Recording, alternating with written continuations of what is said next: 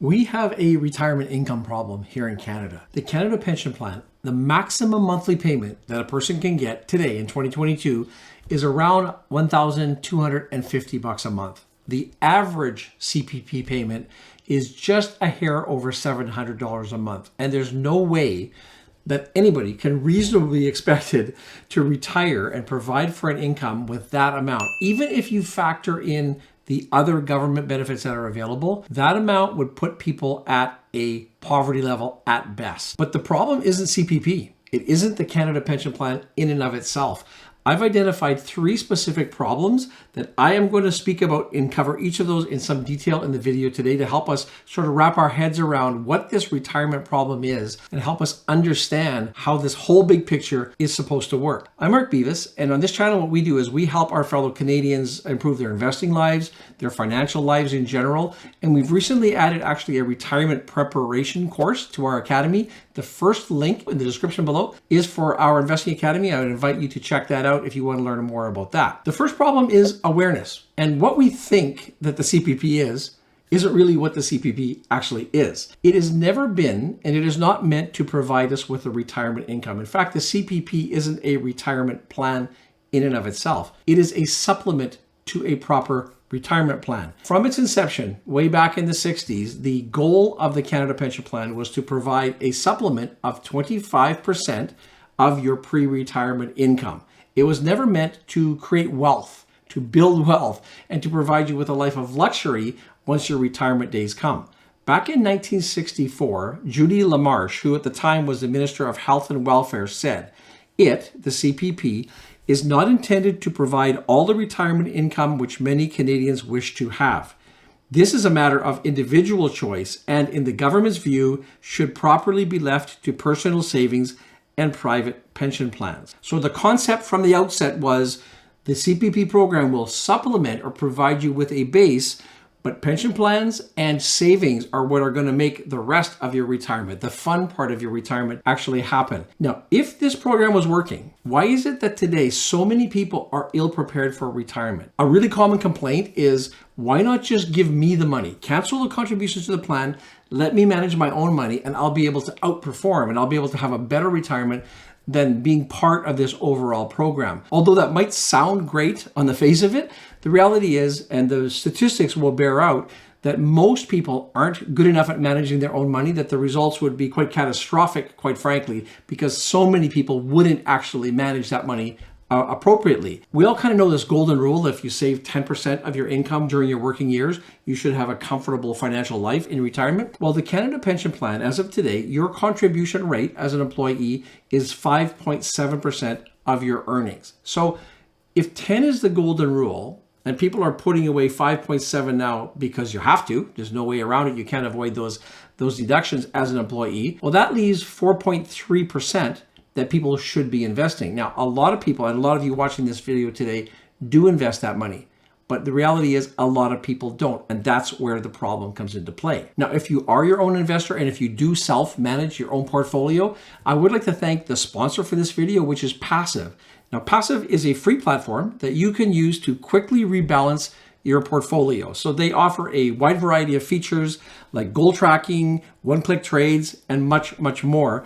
Be sure to click on the link in the description below this video or in the pinned comment to start automating your own investments. Now, for those of you who aren't managing your own investments and just are relying on government benefits, an argument can be made that we would just raise the amount. So we would go from that 25% base to a higher number, so you wouldn't have to save so much for yourself. In fact, as we sit here today, there is a migration. The program is being enhanced so that over the next few years, new entrants into the plan, by the time they retire, they'll be getting CPP benefits of 33% of the income, their pre-retirement income. So they are making advancements in that regard. But I would ask the question, in a case like this, is the solution worse than the actual problem itself?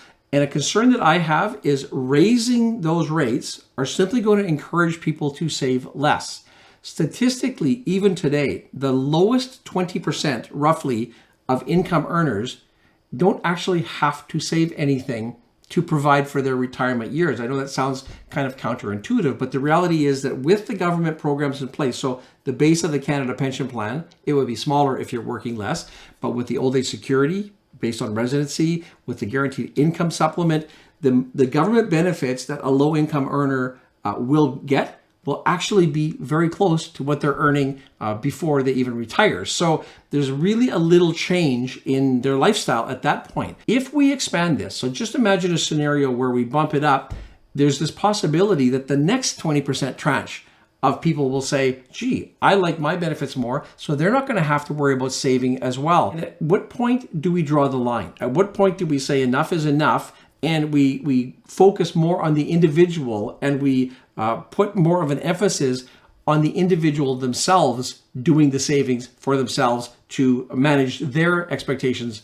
in retirement? To clarify, there are three basic sources of funding in your retirement. Number one is what we've just talked about. We've talked about the government, which forms a base just to help keep you with the necessities of life. Then there's workplace pensions. Now, workplace pensions, sadly, are becoming less and less, fewer and fewer as time goes by. They are declining, but there are people who do still belong to pension plans, of course.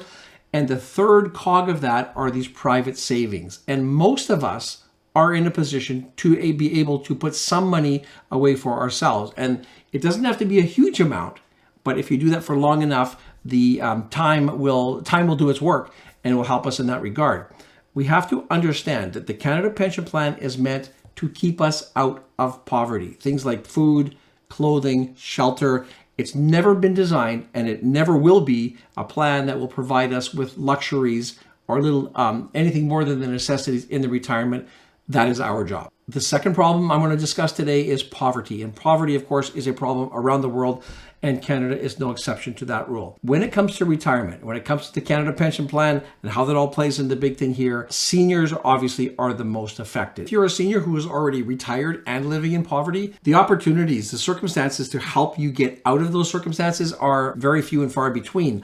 And it's a double hit because the fact that you cannot participate in those activities that would take you out of that poverty stance, they also don't help the economy, because generally those things that you could do will help the economy. And the second whammy there is that you will be more reliant upon government benefits. So there's even a bigger setback, all else being equal. If you're younger and you're capable, however, you can avoid those circumstances. You can take steps today to make sure that you don't end up in those unenviable situation when you do retire.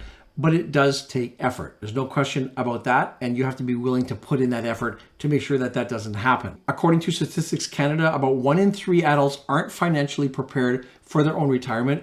And this situation is only expected to get worse. When we look at it from a demographic perspective, the number of people over the age of 65 is set to double in the next 24 years by the year 2036. Life expectancy has also climbed to around 80. So if you're born today, a child born today has an expectancy of approximately 80. In a recent study, Canada's first poverty reduction strategy, we see that 10.6% of Canadians lived below Canada's official poverty line in 2016. If we look at who is most at risk, we have singles ages 45 to 64 making up the biggest contingent. Around 36% of these people are expected to have a risk of living in poverty. Lone parent families around 29%. Recent immigrants 17%. Indigenous peoples who are living off a reserve 17%. Persons with disabilities around 15%. And on average in Canada 10.6%. Poverty truly is a problem, and there's no denying that this exists. The good news is if you are a younger person, you can prevent it. You can take steps today to make sure that you don't end up in poverty when it comes your time to retire. And that takes us to problem number 3 that I've identified. And it is not working, not saving, not investing. We collectively need to have a mind shift occur here. The Canada Pension Plan is a contributory plan.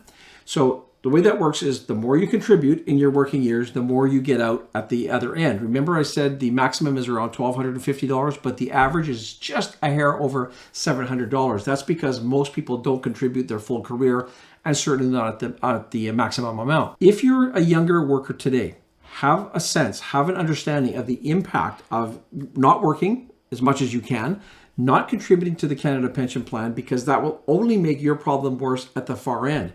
So many people today have just simply chosen not to work. Or there's of course an element of the economy that works under the table, maybe part of the gig economy where you are earning some income, but you're not reporting it. And of course, if you're not reporting it, that doesn't go towards your Canada Pension Plan contributions. So you're not getting credit for Canada Pension Plan. You're also probably not saving for your future years as well. So this is only going to compound the situation when you get older. I would go so far as to say it probably is a bit of a generational issue. It's not too late for us to get back on track. And if you're a younger person watching this video, understand that your actions today affect you down the road, and don't be one of those people who is complaining about not having enough retirement income when your retirement time comes. In a 2016 Broadbent Institute report, they conclude that less than half of people without a pension plan will have saved enough income for their retirement. And if you're in the group aged 55 to 64 with no pension assets and your income is currently under $50,000, almost 70% of people have saved less than 1 year's worth of income. Logically, the higher you go up the income,